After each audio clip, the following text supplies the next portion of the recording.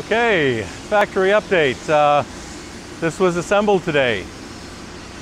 Wondering what this is? This is, it looks like a big donut, but this is actually going to be the roof of the EcoPod model. And it has a hole in the middle, you know, as you can see.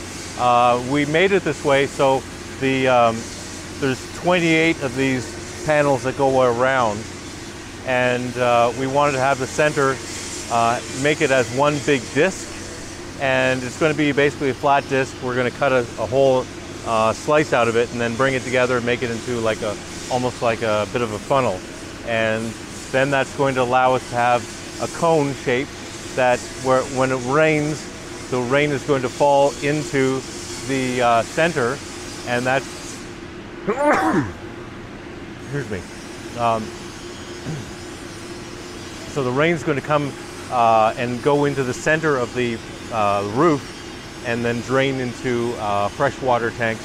So you'll be able to get fresh water on your EcoPod, which is, I think, a really good way of doing it, because we get a fair amount of rain here, and you might as well use that rain for whatever purposes you need on the house.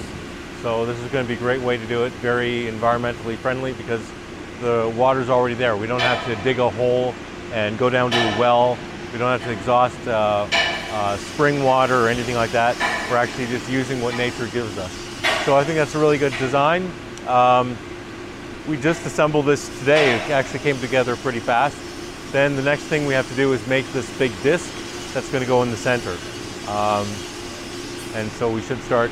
We have some factory floor space available, I think by tomorrow, and then we're going to put that in there and get the disc done, and then we can actually put this on top of the EcoPod. So that's really exciting.